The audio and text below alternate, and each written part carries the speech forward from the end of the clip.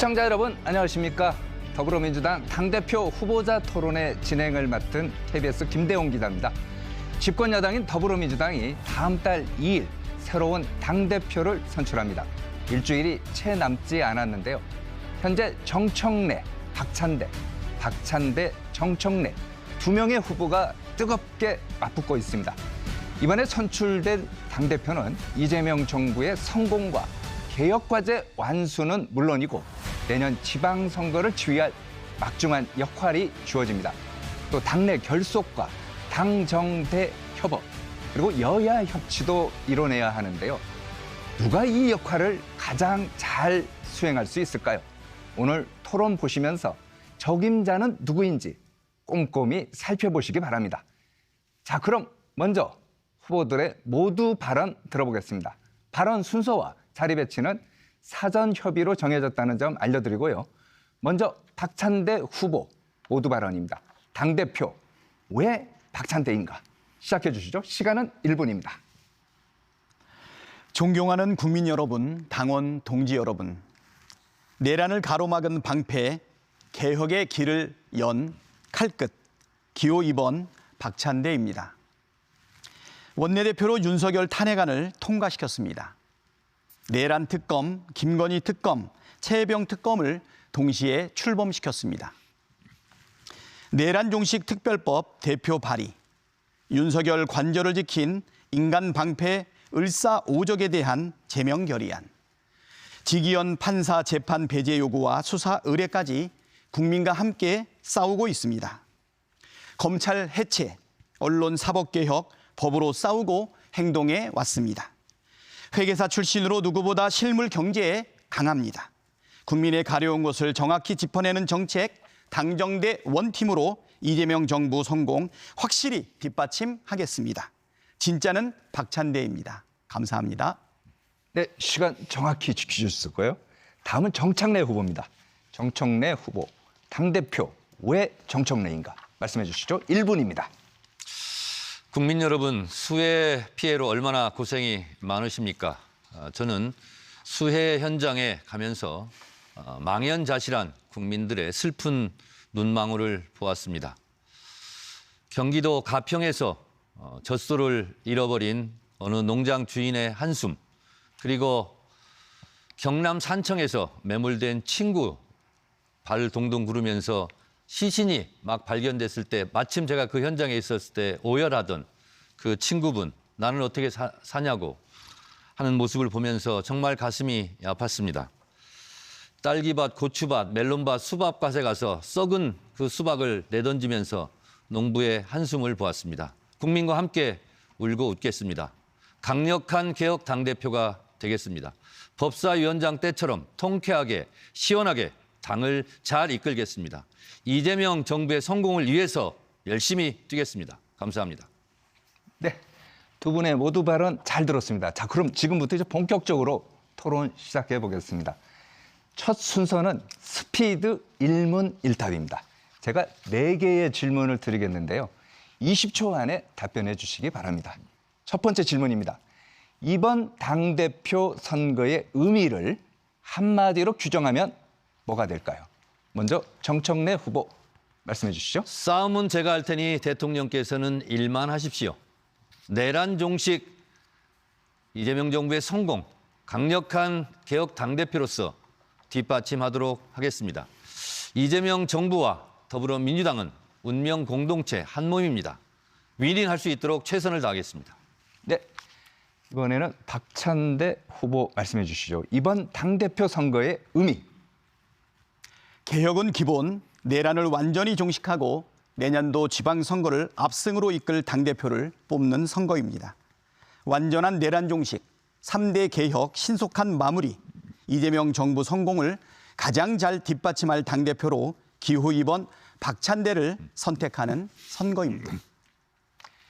네, 두 분 모두 이제 긴장하지 않고 참 잘해 주시고 계신데, 자, 그럼 다음 질문으로 넘어가 보겠습니다. 지금 민주당은 이런 당대표를 필요로 한다. 마찬가지입니다. 이번에는 박찬대 후보 먼저 하시겠습니다. 당정대 원팀을 완수하고 내란 종식과 개혁 과제를 완수하고 이재명 정부를 성공시킬 당대표는 삼통 대표가 필요합니다. 이재명 대통령과 통해야 한다. 당원들과 통해야 한다. 그리고 국민들과 통해야 한다. 삼통을 두루 갖춘 당대표가 반드시 필요합니다. 계속해서 정청래 후보님 말씀해 주시죠. 첫째도 개혁, 둘째도 개혁, 셋째도 개혁, 강력한 개혁 당대표를 원한다고 생각합니다. 검찰 개혁은 폭풍처럼 몰아쳐서 전광석화처럼 해치우겠습니다. 여러분, 강력한 개혁 당대표, 전투 모드인 정청래를 선택해 주시기 바랍니다. 네, 짧고도 뼈 있는 답변 계속 이어지고 있습니다. 자, 그럼 다음 질문 넘어가겠습니다. 상대 후보보다 이것만큼은 내가 확실히 앞선다. 먼저 정청래 후보, 박찬대 후보가 이것만큼은 후보보다 이것만큼은 확실히 앞선다 하는 게 있다면 말씀해 주시죠. 저는 17대 국회의원 초선 국회의원이 되었습니다. 아무래도 박찬대 후보보다는 그래도 산전수전 다 겪은 경험이 또 많지 않은가. 경험보다 또 더 나은 스승이 있겠는가 그런 생각이 들어서 저는 경험을 내세우고 싶고요. 이번 수에 흘린 땀방울은 제가 더 많지 않은가 그렇게 생각합니다. 자, 경험을 내세웠는데 계속해서 박찬대 후보가 이제 받아주시는데 정청래 후보보다 이거보다 확실히 앞선다는 것이 있다면 20초 안에 말씀해 주시죠. 제가 더 잘 웃습니다. 그리고 제가 더 잘 싸우고 잘 이깁니다. 상대방은 자신들이 지는 것도 모르고 있습니다. 이게 진짜 이기는 것 아니겠습니까? 국민과 함께 웃고 국민과 함께 울기도 잘하는 박찬대가 이거만큼은 더 잘합니다. 말씀을 둘 다 참 잘하시는 것 같습니다. 스피드 일문일답. 마지막 질문인데요. 집권여당 대표와 대통령의 관계는 땡땡땡이다. 정의하면 뭐가 될까요? 먼저 박찬대 후보 말씀해 주시죠. 시멘트와 모래. 물이 없으면 무용지물인 시멘트와 모래처럼 국민과 잘 섞일 때 비로소 큰 효용 가치가 있다고 생각합니다. 대통령과 당대표, 국민과 함께 할 때, 국민을 위해서 일할 때 그 가치가 더욱 드러난다. 자, 박찬대 후보는 이제 시멘트와 모래, 이게 집권여당 대표와 대통령의 관계는 이렇게 표현했는데 정청래 후보는 어떻게 말씀하시겠습니까? 운명 공동체다. 한 몸 공동체다. 기쁘면 같이 기쁘고 슬프면 같이 슬픈 한 몸과도 같은 그런 공동체의 운명을 갖고 있다라는 생각이 들고요. 순망치한 입술이 없으면 이가 시린 것처럼 입술과 이의 관계다. 앞으로 잘 보완해서 잘하겠다 이렇게 말씀드립니다. 알겠습니다. 자, 두 후보의 팽팽한 기싸움이 오간 스피드 일문일답이었는데요. 자, 그럼 본격적인 맞수 토론 시작해 보겠습니다. 잘 아시는 주도권 토론 방식입니다. 각 후보에게 7분 주어지고요. 주도권을 가진 후보가 원하는 주제로 상대방에게 질문을 할 수가 있습니다. 상대 답변이 길다 싶으면 끊을 수도 있는데 단 최소 30초는 보장해 줘야 됩니다. 본인 질문과 발언은 1분 내외로 부탁드리겠습니다. 너무 길면 제가 개입할 수도 있다는 점 미리 알려드리겠습니다. 자, 그럼 주도권 토론 시작하겠습니다. 먼저 정청래 후보가 주도권을 갖겠습니다. 전체 시간은 7분입니다. 시작해 주시죠. 극한 폭우로 더불어민주당 선거 일정도 일주일 동안 미루자고 했습니다. 그래서 미뤘습니다. 그리고 수해복구 현장에 가자고 했습니다. 저는 수해복구 현장에 거의 매일 갔습니다. 13군데, 13군데를 갔고 그리고 제가 3,600km 정도 이동을 했더라고요. 전남, 나주, 담양, 목포, 광주시 북구 오늘 다녀왔습니다. 고추밭에. 경기도 가평, 경남 산청군, 충남 예산, 아산시 이렇게 13군데 3,600km를 뛰었고 제가 수해복구 현장에 뛴 시간만 보니까 24시간, 하루가 넘는 약 27시간 정도 되더라고요. 많은 사람들이 걱정을 합니다. 현장에서 그런 목소리 많이 들었습니다. 지붕 위에 둥둥 떠다니는 냉장고를 보면서 한탄했을 그분의 목소리. 그리고 소가 떠내려가는 것을 지켜보아야 했던 축산 농가. 그리고 토마토, 블루베리 농장을 다 망쳐버린 그런 농민들의 한탄을 들었습니다. 예산에 갔는데요. 제방이 2개가 터졌는데 그것이 하천 관리에 문제가 좀 있다라고 말씀을 하셔서 제가 하천법 개정안을 냈습니다. 제가 낸 하천법 개정안에 대해서 박찬대 후보는 어떻게 평가하고 생각하시는지. 네, 예산 우리 당에서 수해복구를 갔을 때 그 예산의 군수님께서 하천법 관련해 가지고 우리 정청래 후보께서 법안을 냈다. 시기적절하다. 이렇게 말씀을 한 것 같습니다. 저수지의 수위를 관리하는 것은 수자원공사가 관리하는데 실질적으로 그거에 대한 명령권은 환경부가 가지고 있다고 합니다.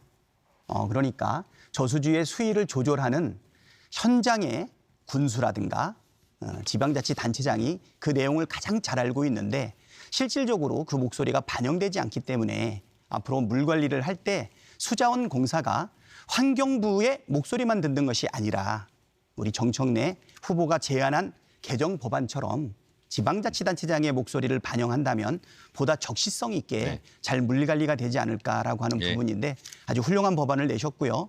오늘 모두 발언뿐 아니라 그동안 정청래 우리 후보의 수해 현장에 다니면서 하시는 얼굴, 노고 정말 수고하셨다 이런 말씀 들고 오늘 얼굴을 보니까 평소에도 까맣긴 했지만 오늘 완전히 타신 걸 보니까 수해복구를 위해서 정말 전념을 다했다 이렇게 생각합니다. 감사합니다. 수고하셨습니다. 수자원공사가 아니고 농어촌공사로 제가 알고 있고요. 네, 농어촌공사. 환경청에서 오다를 주면 수자원공사에서 오다 내린 대로 수문을 개폐를 합니다.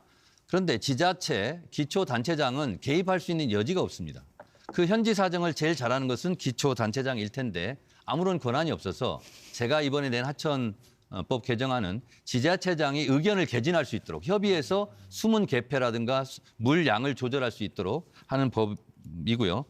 공감해 주셔서 감사하고요. 이렇게 우리나라에는 17,000개 정도의 저수지가 있는데 이 수문 관리를 잘못해가지고 제방이 터지는 경우가 많거든요. 이번에 예산 같은 경우도 초당 1,400톤을 한꺼번에 내려보내면서 제방이 2개가 무너졌다는 안타까운 소식이 있었습니다. 답변 잘 들었고요. 저는 17대 국회 당시 열린우리당 때 언론발전위원회 간사를 하면서 언론개혁에 대한 주도권을 갖고 제가 언론개혁에 많이 임한 적이 있습니다. 신문법 개정안도 제가 대표 발의해서 재정법으로 통과시켰고 그때부터 언론중재 및 피해구제법 같은 경우도 제가 이 부분에는 나름대로 제가 전문가라고 생각을 하는데요. 박찬대 후보께 여쭤보겠습니다.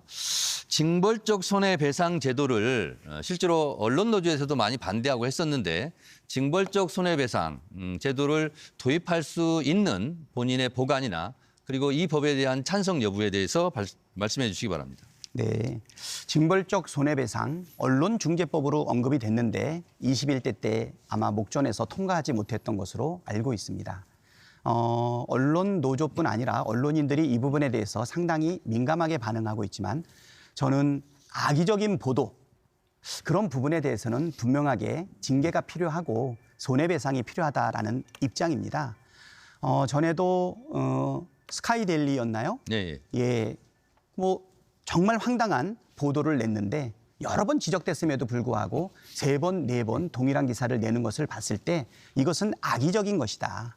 악의적인 부분에 대해서는 시정 조치가 되지 않는다면 언론의 피해를 받은 사람이 아무리 언론 구제를 하더라도 또 하고 하는 부분이 있기 때문에 그럴 때는 다시는 그런 악의적인 오보를 내지 못하게끔 아니 의도적인 왜곡 뉴스 내지 못하게끔 저는 징발하는 거 꼭 필요하다고 생각하고요. 네. 언론중재법에 대해서는 저도 동의하는 바입니다. 제가 2004년도 17대 국회 때 언론중재 및 피해구제법을 할 때 징벌적 손해배상 제도를 제가 도입하지 못한 이유는 왜 언론만 징벌적 손해배상을 해야 되냐, 다른 분야보다 왜 언론부터 해야 되냐라는 반대에 부딪혔었고요. 당시 미국에는 공권력이라든가 식품이라든가 환경이라든가 이런 부분은 다 징벌적 손해배상을 하고 미국 같은 경우는 악의적으로 가짜뉴스를 반복적으로 생산해낸다면 그 언론사가 문 닫을 정도로 징벌적 손해배상 제도를 합니다. 근데 지금은 이것을 해야 되는 이유는 그때는 징벌적 손해배상 제도가 없었는데 지금은 23개 분야, 23개 법에서 이미 징벌적 손해배상 제도를 하고 있습니다. 하도급 비리에 대해서는 5배고요. 신용정보 이용 및 보호에 관한 법률은 5배입니다. 중대재해처벌법도 이것도 5배 징벌적 징벌적 손해배상을 하고 있거든요. 그렇다면 지금은 언론 노조에서 반대한다는 것은 왜 그러면 언론만 예외해야 되냐? 언론만 왜 특혜를 받아야 되냐? 이미 23개 법과 23개 분야에서 이미 징벌적 손해배상 제도를 하고 있어요. 자동차 급발진을 하더라도 징벌적 손해배상입니다.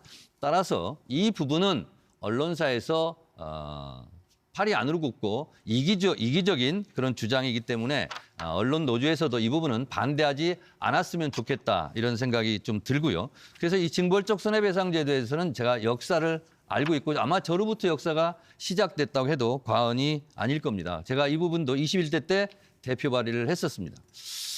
언론 또한 개혁에서 예외일 수 없습니다. 우리가 검찰개혁, 언론개혁, 사법개혁 얘기합니다. 언론 스스로 지금까지의 정치적 편견을 갖고 보도했던 행태에 대해서 스스로 자정 노력을 하는 것이 더 필요한 시기가 아닌가 그렇게 생각합니다. 네, 정청래 후보 시간 다 됐고요. 이어서 박찬대 후보 주도권 갖고 토론하겠습니다. 마찬가지입니다. 7분입니다. 시작해 주시죠. 지금 우리는 이재명 정부 집권 1기 여당 당대표를 뽑는 선거를 하고 있습니다. 그렇지만 선거 중에도 해야 할 일이 있으면 해야 합니다. 집권 1기 내각이 빨리 구성돼서 개혁 동력이 사라지지 않도록, 개혁 동력이 힘이 빠지지 않도록 하는 일, 그리고 200년 만의 폭우에 대응하는 길, 그들의 눈물을 닦아주고 수해 복구에 같이 하는 일, 그리고 또 하나 지금 일본이 미국과 깜짝 관세 협상을 하는 바람에 미국과의 관세 협상 문제도 여당으로서 뒷받침해야 된다. 이렇게 생각이 됩니다. 이 부분이 지금 외교 무대에서 통상 문제를 해결하기 위한 우리 이재명 정부의 큰 과제가 아닌가 싶습니다. 최근에 대통령실 두 실장과 외교부 장관이 관여하는 것으로 알고 있습니다. 그런 의미에서 몇 가지 질문을 드리겠습니다. 현재 관세 협상에서 트럼프 대통령이 전 세계를 대상으로 무리한 관세 전쟁을 일으키고 있는데 우리 정청래 후보께서는 트럼프 대통령의 의도가 무엇 때문이신지 한번 말씀해 주시기 바랍니다. 이런 명언이 있습니다. 강자가 양보를 하면 포용이 되고 약자가 양보를 하면 굴욕이 된다. 법륜스님께서 저한테 주신 말씀인데요. 이 관세는 보호무역주의의 상징이라고 할 수가 있죠. 수입품에 대해서 관세를 대폭 물림으로써 자국의 산업을 보호하려고 하는 보호무역주의의 산물이다 이렇게 생각을 하고요. 아까 제가 말씀드린 바대로 트럼프 대통령은 두 가지 작전을 쓰고 있습니다. 하나는 투자 유치, 일본에 대해서 5천억 달러 이상 투자를 하니까 관세를 좀 낮춰주겠다 이런 거고요. 또 하나는 일방적으로 약자에게 양보를 강요하는 그런 정책, 일방주의 정책을 쓰고 있죠. 그래서 우리나라 같은 경우는 지금 이재명 정부에서 이 부분은 사실은 대통령실과 행정부에서 주도적으로 할 부분인데 우리도 일정하게 투자를 요구하고 있는 건 아니냐, 트럼프가. 그리고 일방적으로 양보를 요구하고 있는 거 아니냐. 그리고 한미 동맹과 관련해서 방위비 분담 등 여러 가지 분야까지 연계해서 사실상 압력을 넣고 있기 때문에 이런 부분은 공개적인 토론의 자리보다는 실제로 머리를 맞대고 전문가들이 전략과 전술을 잘 세울 문제이고 필요하다면 당에서 국회에서 입법으로 할 부분이라든가 아니면 국민 여론을 환기시킬 부분이 있다거나 그런 부분은 당에서 협조를 해야 될 것으로 알고 있습니다. 예, 지금 일본과 깜짝 협상을 했습니다. 네, 상호 관세가 25%에서 15%로 10%포인트 정도 떨어진 것을 일본에서는 성과로 주장을 하고 있고 미국에서는 5,500억 달러를 투자 유치를 받았다라고 해서 그것을 성과로 내고 있습니다.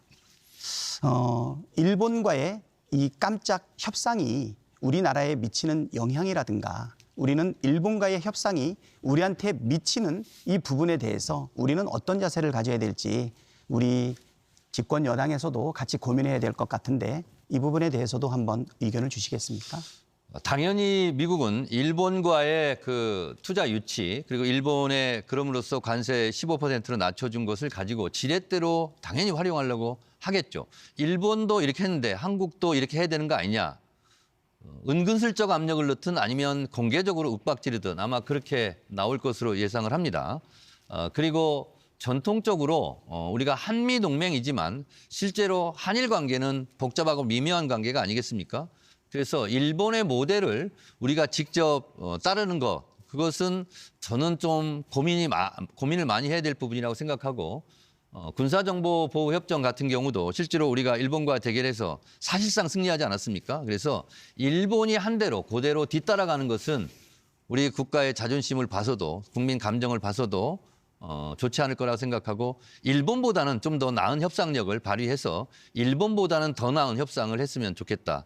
그리고 그것은 여야가 초당적으로 협력해야 되는 부분이 아닌가. 그리고 국회와 민주당에서 그런 분위기 조성을 해야 될 것 같다는 생각이 듭니다. 네. 우리 집권여당의 당대표를 뽑는 선거에서 우리 두 후보가 지금 우리 민생, 외교, 그다음에 무역과 관련되어 있는 중요한 현안에 대해서 깊이 있는 논의를 한다고 생각이 됩니다. 저는 트럼프 대통령의 의도가 관세 협상을 빌미로 해서 농산물, 서비스, 무기 등을 팔려는 의도가 아닌가, 좀 이런 생각도 들고요. 투자를 요구하는 부분은 아닌가, 이런 부분들이 있기 때문에 저는 우리 당이 또 우리 나라가 미국하고의 동맹 확실하게 견지하되 배짱 있게 당당하게 협상에 나서야 되는 것 아닌가, 이렇게 생각이 되고요. 더 좋은 결과를 이루어낼 수 있을 것으로 이재명 정부가 잘할 것으로 좀 기대가 됩니다. 잠깐 한마디만 제가 해도 될까요? 네. 그때도? 이번에 저는 마지노선이라고 생각하는 것이요.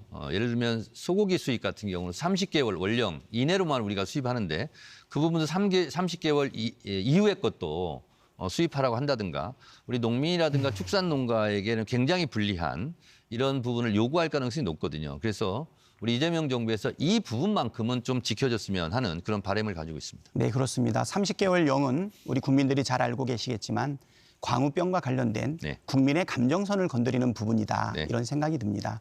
국익을 위한 외교 협상을 진행을 하겠지만 주권자인 국민의 마음을 헤아려서 협상을 해가는 것이 네. 참으로 중요하다, 이렇게 생각이 됩니다. 마지막으로 하나만 더 여쭤보겠습니다. 한미동맹 꼭 지켜야 될 핵심 가치죠. 한미동맹과 관세 협상을 연관시켜야 되느냐, 분리해서 해야 되느냐라는 부분에 대해서 의견이 분분한 것 같습니다. 우리 후보님께서는 어떻게 생각하시는지. 예. 정치는 정치고 경제는 경제고 군사는 군사입니다. 그래서 정경, 군 분리 원칙을 좀 세워야 될 것 같고요. 경제 관세 협상 이런 데에서 조금 상대방에게 좀 불쾌감을 줬다고 해서 한미 동맹까지 흔드는 그런 경우는 없었으면 좋겠다. 그래서 협상을 할 때, 관세 협상을 할 때 한미 동맹의 기조는 변함이 없다라는 부분을 확약을 받고 서로 공개적으로 선언을 하고 협상을 시도하는 것이 어떨까, 그런 생각이 듭니다. 예, 저하고 생각이 같습니다. 안보는 안보, 동맹은 동맹, 그렇습니다. 그리고 패키지들은 지향하는 것으로 가는 것이 국익에 바람직하다 생각합니다. 네. 예, 오늘 좋은 말씀 감사합니다. 네. 네, 감사합니다. 두 분의 주도권 토론 끝내고요. 잠시 후에 다시 한번 또 주도권 토론 시간 갖도록 하겠습니다. 자, 이번에는 공통 질문 순서인데요. 앞서 스피드 일문일답 했지 않습니까? 근데 그거는 20초 제가 드렸는데 요거는 40초, 좀 더 시간은 있습니다. 첫 번째 질문입니다. 이재명 정부의 초대 장관 인사청문회가 이제 마무리 단계에 들어갔습니다. 이재명 정부 1기 내각 인선을 평가하자면 100점 만점에요. 100점 만점에 몇 점을 주실지, 그리고 점수를 준 이유를 짤막하게 40초 안에 답변해 주십시오. 먼저 박찬대 후보. 네, 저는 조금 동문서답을 좀 해야 될 것 같습니다. 경제부처는 경제인에게, 그리고 노동부처는 노동운동가에게, 그리고 행안부, 환경부, 법무부처럼 정책 조정 능력이 요구되고 있는 부처에는 정치인을 발탁했다. 이것은 이재명 대통령의 인사 철학과 용인술의 실용적, 통합적 인사가 반영된 것 아닌가, 이런 생각이 들어서 사실 높은 점수를 드리고 싶습니다. 그런데 문제는 지금은 우리가 점수를 매길 때가 아니지 않는가. 이제 인사를 막 했던 것이고요. 성과를 보고서 점수를 드려야 되지 않을까, 이렇게 생각이 됩니다. 정청래 후보는 어떻습니까? 네, 저는 90점 이상 99점까지 점수를 주고 싶습니다. 100점 만점에. 네, 그렇습니다. 왜 그러냐면요. 실사구시형 내각이었다. 그리고 송민영 장관 유임을 시켰듯이 과거에 무엇을 했든 현재 앞으로 잘할 장관이라면 과감하게 발탁한다라는 거였고요. 그리고 아마 몇십 년 만에 60년 만이라고 하던가요. 안규백 민간인 출신 국방부 장관을 임명을 했고요.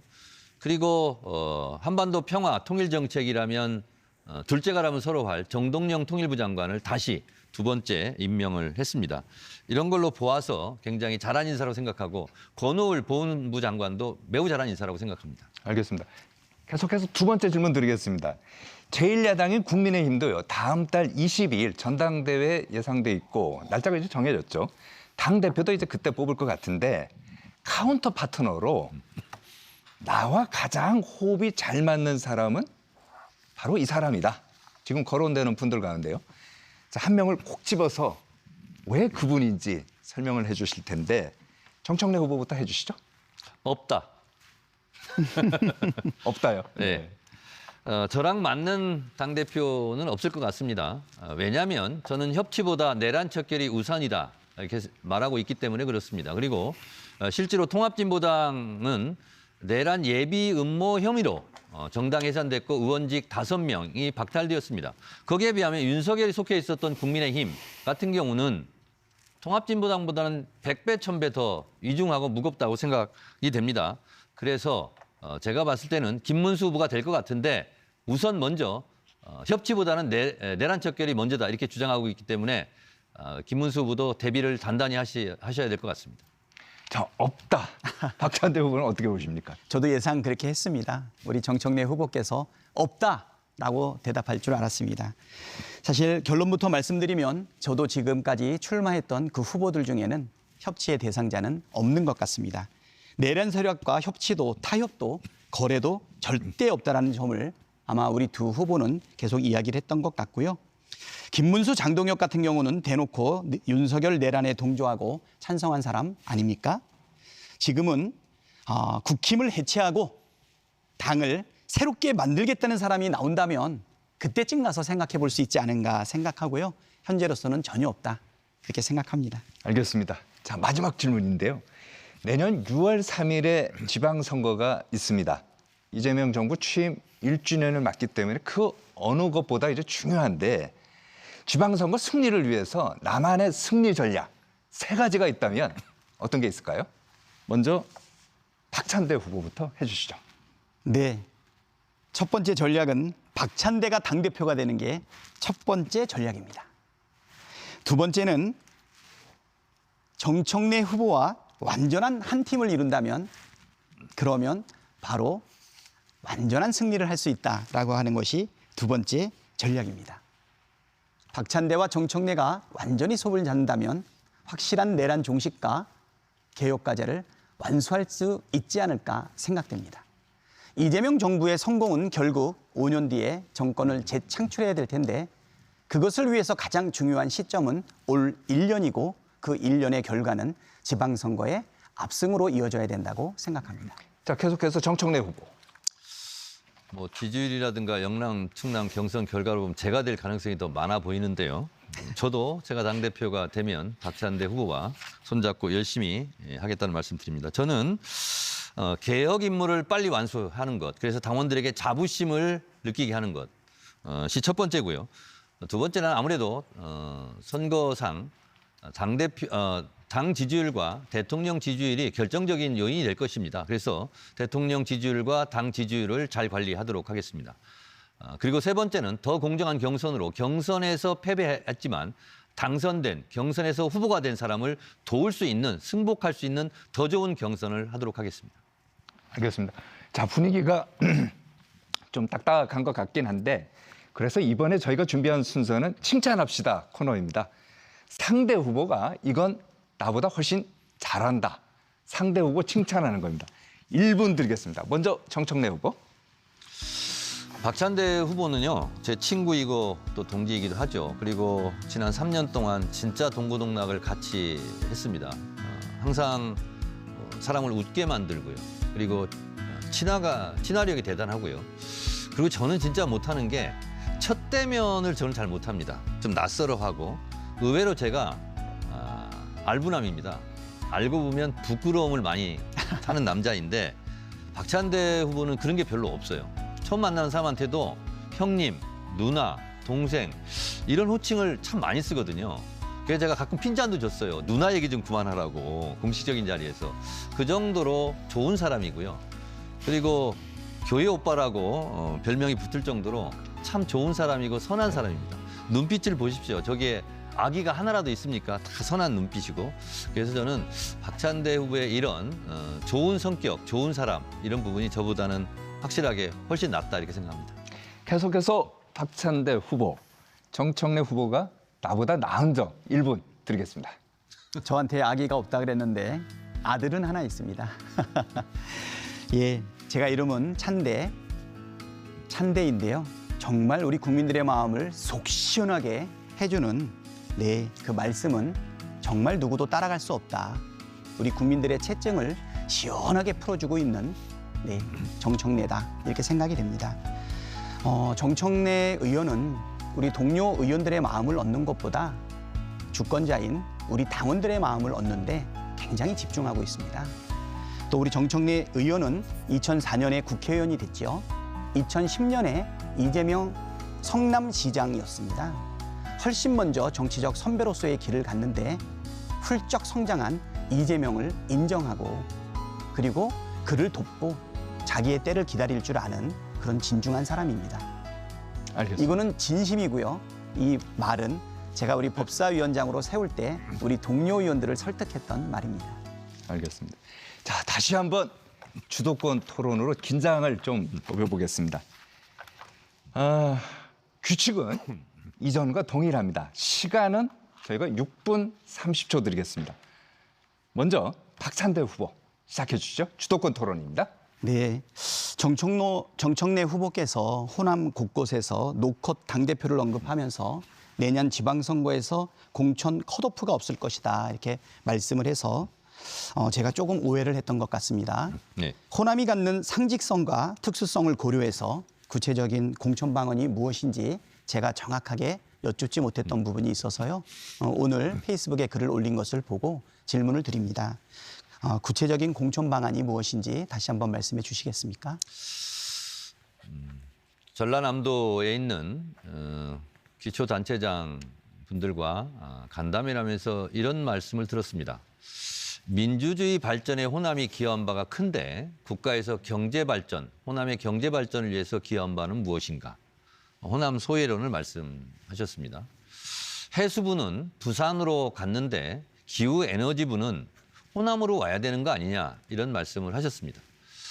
대한민국 민주화의 성지 5.18 민주화 운동 그리고 87년 요랑쟁 이것이 다 광주 5.18 정신에서 비롯된 것이라고 본다면 이번 내란 극복도 노벨 문학상 한강 작가가 말했듯이 과거가 현재를 도왔고 죽은 자가 산 자를 구했습니다. 그러나 호남을 구할 자는 누구죠? 그래서 제가 호남 발전 특위를 만들어서 호남인들로 구성해서 호남 발전 방안을 내겠다 말씀을 드렸습니다. 호남에 계신 분들이 특히 내년 지방선거에 출마하실 분들이 컷오프 걱정을 굉장히 많이 하십니다. 그래서 저는 노컷 당대표가 되겠다. 그랬더니 박찬대 우리 후보님 페이스북에 보니까 그러면 무자격자, 예를 들면 범죄자 같은 사람들도 컷오프를 안 하겠다는 거냐? 그것이 아니고 그것은 후보자 자격을 심사하는 후보자 검증위원회에서 예를 들면 지난 총선 같은 경우는 음주라든가 성범죄라든가 이런 분들은 서류를 거기서 정리합니다. 그래서 후보자 자격 심사에서 당신은 자격이 없으니까 경선에 참여할 수 없다. 그거는 철저하게 하겠다는 겁니다. 그러나 후보자 자격이 있는 경우 그걸 통과한 경우는 예를 들면 선호투표를 해서 원샷으로 끝낼 수도 있고 필요하다면 10명의 후보가 있다면 2번을 거쳐서 5명으로 한번 출연하고 5명을 다시 경선하는. 그래서 후보자 자격이 있다라고 당에서 인정한 사람들은 억울한 컷오프는 하지 않겠다. 그런 방침이고 그렇게 해야만 떨어진 사람들도 승복을 해서 공천을 받은 사람 선거를 위해서 열심히 뛰지 않겠습니까? 그것이 하나의 방안입니다. 그러면 우리 공천심사위에서 사전에 자격 조건을 검토해서 뭐 상대적이거나 절대적인 기준으로 거기서 만약에 걸러지는 사람을 제외하고는 네. 10명이 되든 20명이 되든 네. 전부 다 경선을 해야 된다. 그렇습니다. 실질적인 노컷이다. 네. 그렇게 말씀하시는 네. 건가요? 네. 그러면 우리 청년들이라든가 네. 또 여성들한테 기회를 확대하고 네. 하는 부분들에 대해서는 상당한 장애가 좀 되지 않을까 생각도 드는데 그러면 전략 공천은 없는 겁니까?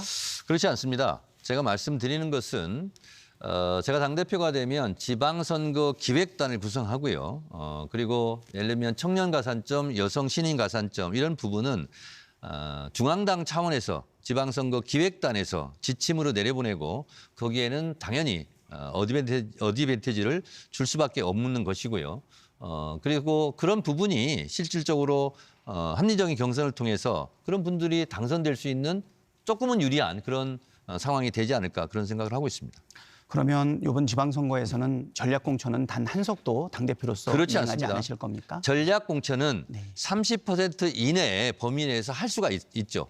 그런 부분이고요. 그리고 또 하나는 제가 내세우는 것은 지방선거에 앞두고 예를 들면 총선에 앞두고 인재 발굴을 해서 영입을 하는 것이 아니라 수시로 인재를 발굴해서 실제로 그분들을 필드로 내보내고 그분들에게 경쟁력을 키워주는 그런 인큐베이팅 같은 경우도 할 생각입니다.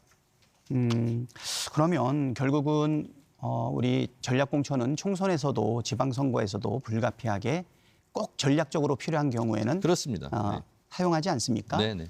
하지만 지방선거에 출마하는 사람 입장에서는 전략 공천 지역으로 결정이 된다라고 하면 경선의 기회를 얻지 못하기 때문에 네. 본인들은 컷오프라고 생각을 할 텐데 사실 그래서 네. 컷오프가 없다, 노컷이다라고 얘기한다라고 하면 아까 말씀드린 것처럼 심사위에서 사전에 사실은 컷하는 것과 네. 전략 공천에 의해서 불가피하게 컷하는 부분은 빠져 있는 부분이기 때문에 저는 오히려 노컷 대표라든가 노컷 공천이라는 말이 이 두 가지의 경우를 빼놓고 있기 때문에 이 부분에 대해서는 이 용어를 사용하는 게 오해의 소지가 있지 않겠나. 그래서 저도 그 부분에 대해서 아마 그렇게 언급하지 않았나 이렇게 생각이 됩니다. 제가 혹시 발언해도 되겠습니까? 네, 짧게 저는 마무리 발언을 좀 하겠습니다. 아마 더불어민주당에서 공천 탈락 컷오프, 억울한 컷오프는 아마 상징이 정청래일 겁니다. 저 같은 경우가 컷오프죠. 전략 지역으로 선정을 한다면 그건 컷오프가 아닙니다. 그거는. 왜냐하면 당 지도부에서 당대표가 전략 지역으로 선정하는 것을 보고 거기서 뛰고 있는 후보들에게 당신 컷오프 당했다. 그렇게 말하지는 않죠.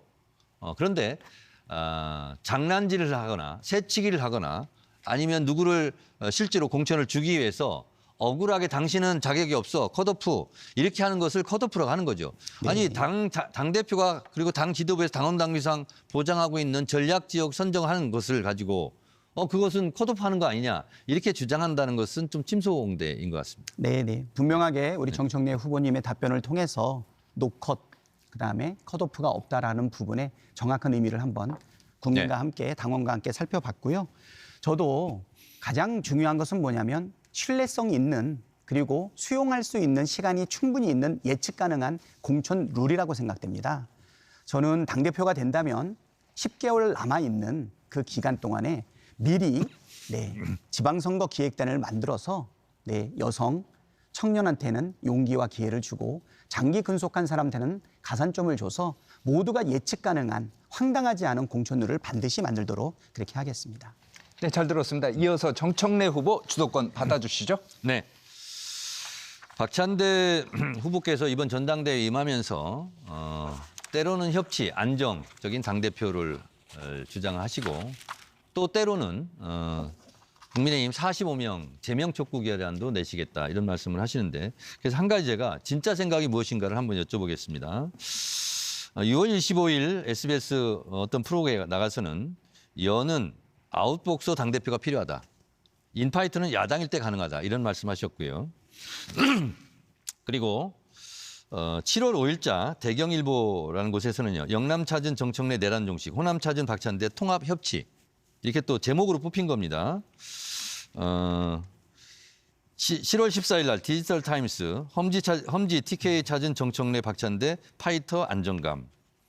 뉴시스 7월 15일자 박찬대 야당 일대 투사, 여당 일대 통합의 대표가 필요하다. 이래서 간간히 수시로 통합 협치를 좀 말씀하시는데 요즘은 좀 안 하시는 것 같아요. 네. 실제로 대표가 되신다면 통합 당대표가 되겠습니까? 협치 당대표가 되겠습니까? 아니면 개혁 당대표가 되시겠습니까?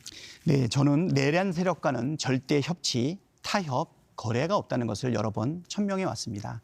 저번 방송 토론에서도 협치 당대표로 규정을 하셔서 그렇지 않다. 내란 세력과 어떻게 협치할 수 있겠냐 이렇게 얘기를 했고요. 어제 그제는 내란 수계 윤석열을 체포하는 것을 막기 위해서 45명의 국힘당 국회의원들이 나섰습니다. 거기에는 지도부도 있었고요. 대통령실 근무했던 사람들도 있습니다. 아직도 내란의 광을 벗어나지 못하고 있고 안철수, 윤희숙 등의 혁신위원장이 내놨던 내란의 강을 넘고 인적 쇄신을 하자라고 하는 이야기를 전혀 받아들이지 않고 있습니다. 네. 김문수가 다시 당대표가 되겠다고 나오고 있는 이 상황에서 협치는 있을 수 없는 것 아니겠습니까? 네, 알겠습니다. 저는 저의 친구이자 정치적 동지인 박찬대 후보께서 저는 혹시 통합, 협치, 안정 이런 말씀을 가끔 하셨기 때문에 혹시 그쪽 생각이 아닌가라고 해서 확인하고 싶어서 네. 그것이 아닌 걸로 알아서 친구로서 다행이라고 생각하고요. 싸움은 당에서 하는 것이고 통합, 협치, 안정의 꽃과 열매는 대통령 몫으로 돌려드리는 것이 좋겠다 이런 생각이 들어서 말씀을 좀 드렸습니다. 사법개혁에 대해서 한 가지 여쭤보겠습니다. 판사들은 무죄인 것을 유죄로 때려도 처벌받거나 아니면 불이익을 받거나 그러지 않습니다. 그래서 누구나 대한민국은 평가를 받고 잘못했으면 벌을 받고 잘했으면 상을 받는데 판사들은 그렇지가 않아요. 그래서 법원 조직법을 좀 개정해야 되겠다라고 생각하는데 판사 평가가 어떻게 이루어지는지 혹시 아십니까? 좀 설명해 주시겠습니까? 잘 모르십니까? 이 판사 평가 부분은 대법원 규칙입니다. 실제로 대법원장이 임의적으로 자의적으로 할 수 있는 부분이 많습니다. 그래서 제가 오늘 이 개정안을 내서 지금 도장을 10명을 받아서 내일 대표 발의하려고 합니다. 법원 조직법입니다. 그래서 이 법원 조직법에는 대법원 규칙으로 대법원장이 실제로 영향력을 해서 판사를 평가하는 것이 아니라 외부를 포함해서 15명으로 법관 평가위원회를 만들고 그래서 국회 교섭단체가 의석수의 비율에 따라서 5명 그리고 법률가 단체 등에서 5명 법원 내부 5명 이렇게 해서 평가를 해서 외부에 공개할 수 있도록 그래서 판사 평가제를 도입하는 내용을 골자로 하는 법원 조직법. 이거는 어느 교수든 아니면 뭐 기자든 국회의원이든 모든 사람들은 다 평가를 받지 않습니까? 근데 생각해 보니까 검사와 판사는 예외더라고요. 평가 대상에서 제외돼 있어요. 본인들이 판단하고 평가하는 사람들이라고 생각해서 그런지.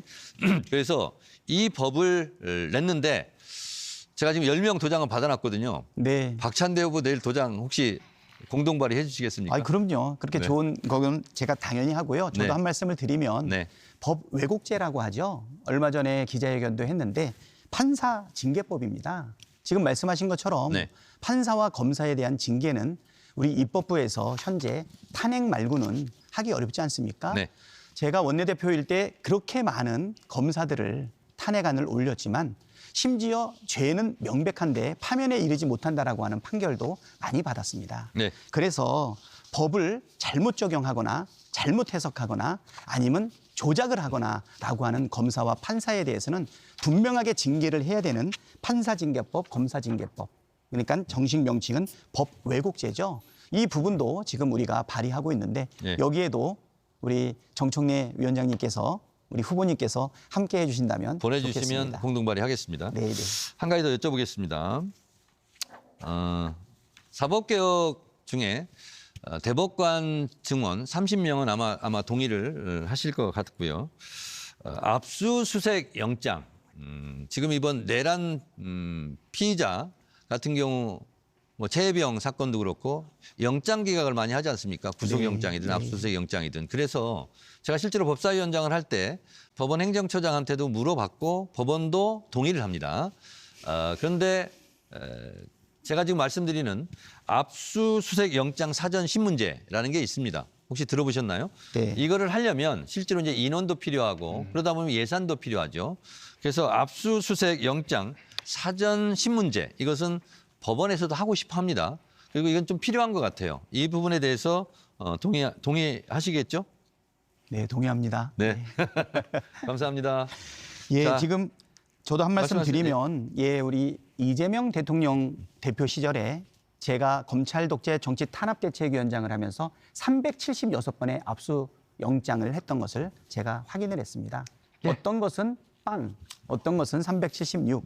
이렇게 임의적으로 사실은 판사와 검사가 법을 왜곡하는 부분에 대해서는 분명하게 대책을 마련해야 된다라는 입장입니다. 네. 감사합니다. 네, 감사합니다. 벌써 이제 시간이 좀 빠른 것 같습니다. 예정된 시간이 다 됐는데 마무리 발언, 미처 못다한 말씀이 있다면 짧게 말씀해 주십시오. 1분씩 드리겠습니다. 정청래 후보 말씀해 주시죠. 2025년 4월 4일 오전 11시 22분 피청구인 대통령 윤석열을 파면한다. 이 한 줄의 소식을 듣기 위해서 우리는 지난 12월 3일 내란의 밤부터 얼마나 많은 불면의 밤, 내란성 스트레스로 괴로워했습니까? 국민들 덕분에 윤석열은 파면되었고 이재명 대통령 당선되었고 이재명 정부가 출범했습니다. 이재명 대통령 정부 출범만으로도 코스피가 3천 이상을 뛰었고 실제로 445억 정도, 445조 정도의 시가총액이 늘어났다고 합니다. 여러분 뉴스 볼만 하시죠? 그런 말씀 많이 하십니다. 법사위원장 때처럼 당대표 하겠습니다. 국회 탄핵소추위원 때처럼 진중하게 하겠습니다. 이재명 대통령도 기호 1번, 정청래 당대표도 기호 1번, 민주당의 승리를 부르는 기호 1번 정청래입니다. 잘하겠습니다. 부탁드립니다. 도와주십시오. 네, 이어서 박찬대 후보 마무리 발언 부탁드립니다. 네, 오늘 토론 잘 보셨습니까? 박찬대는 진짜다라고 하는 저의 주장에 혹시 동의하십니까? 저 박찬대는 말이 아니라 행동으로 증명해 왔습니다. 검찰 해체, 언론 사법개혁, 누구보다 집요하게 흔들림 없이 밀고 나왔습니다. 회계사 출신으로 민생의 현장도 누구보다 잘 알고 있습니다. 이재명 대통령이 민생과 개혁에만 집중할 수 있도록 제가 화살도 맞고 당이 든든한 방패가 되겠습니다.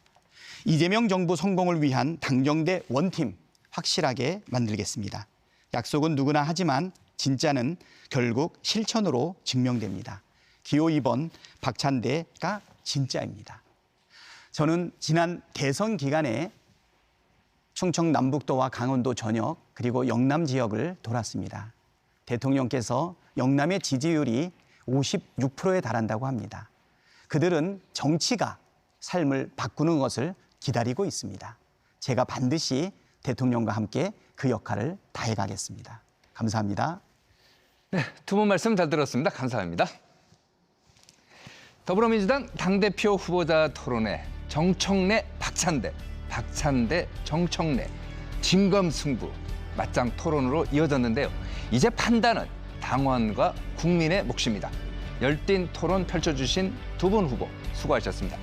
이제 결승점이 얼마 남지 않았습니다. 오는 토요일 최종 선택 관심 있게 지켜보겠습니다. 지금까지 시청해주신 여러분 감사합니다.